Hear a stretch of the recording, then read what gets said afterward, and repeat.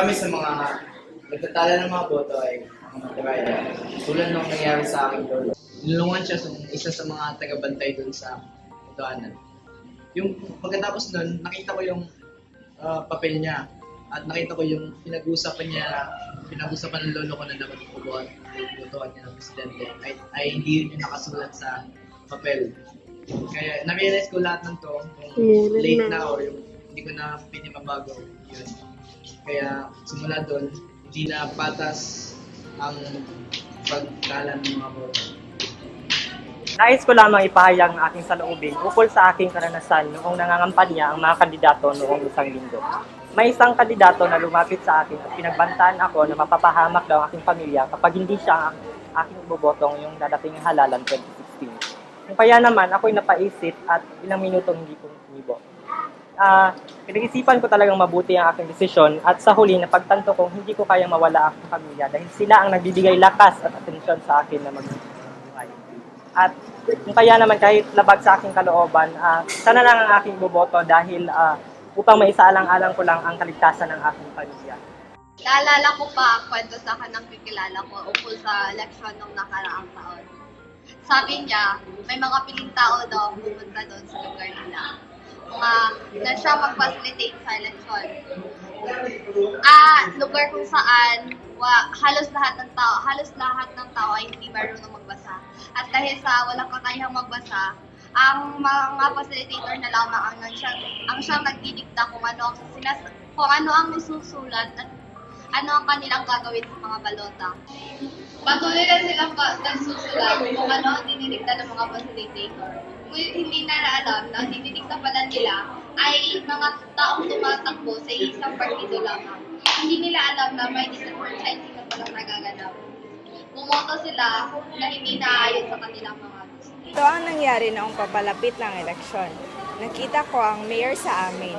May kausap siyang isang lalaki na inutusan niyang hikayatin ang 5 kabataan na bumoto para sa kanya gamit ang pangalan ng mga taong namayapa. Kasali na nga roon ang aking ate. Natapos ang araw ng pagboto nang hindi man lang nalaman ng mga tagapagtala na may ganito palang nangyayari. Malinis na eleksyon, ang akin lamang ay huwag maging bias ang media. Halimbawa nito ay nung nakaraan lamang. Isang kandidatong tumatakbo para maging mayor sa bayan namin ay naghahayag ng kanyang mga layunin. Ngunit sa hindi inaasang pagkakataon ay siya ay napamura. Hindi sa napamura siya sa isang partikular na tao, siya ay napamura sa kakulangang aksyon na ginawa ng gobyerno. Ang mga media naman, tinutukan ng media na ipalabas ang isang salita kaysa sa kanyang mga layunin na baka maging susi sa isang pagbabago. Noong nakaraang eleksyon, ganito ang naobserba ko. Dagsaan ang mga flying voters. Katulad na lang ng mga kapitbahay namin. Nakita ko maaga silang umalis sa bahay para pumunta sa munisipyo para bumoto.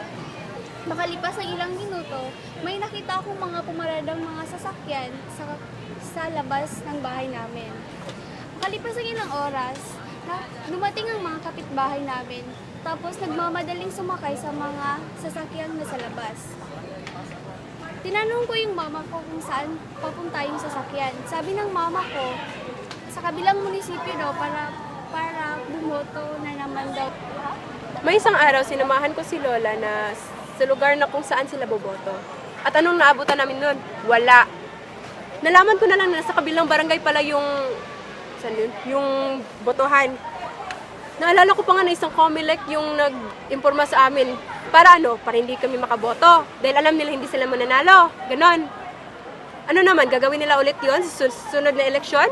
Nakita ko si Mama nung Sabado. Nagpalista siya dun sa kapitbahay namin. Akala ko naman para lang yun sa mga aktibidad sa barangay, gaya ng mga clean-ups, mga seminars.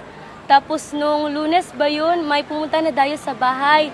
Nagpapabigay siya ng sobre. Tapos akala ko naman para ano yun. Tapos sabi niya na galing daw yun sa isa sa kandidato na para sa mayor. Tapos ako naman itong na-curious, tinignan ko yung laman ng sobre. Tapos pagtingin ko, pera na pala.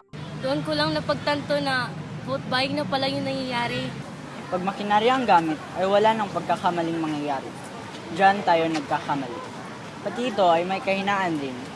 Tao rin ang nagkokontrol nito kaya minsan ay naloloko din tayo. Hinahack nilang machine at dumadami ang boto ng taong tinatrabahuan nila. Kaya minsan ang resulta ng boto ay landslide. Huwag nating iyang mangyari ito dahil ang isang boto ay nakakatulong sa ating bansang naghihirap. Saan pa ang ating pagboto kung pati ito ay kinukurap ng tao? Okay, so this coming 2016 election, one of the things that we need to ensure is that we should come up with proper voters' education among the electorates, meaning that the government should pay attention also on how to educate our people so that they could choose the proper candidates or appropriate candidates to lead our country this coming 2016 election. Para sa pagbabago, sabay-sabay na tayo. Malinis na alala tungo sa magandang kinabukasan.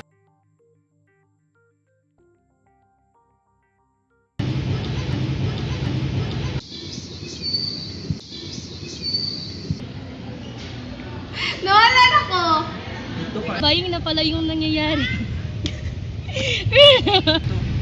Pagdating namin doon, ay magtutok mo. Ay magtutok? Ano ka mo? Kayo magtutokan mo? O galing dito ko kaya dili makatutok. Kali! 1, 2, 3, start. 1, 2, 3, start.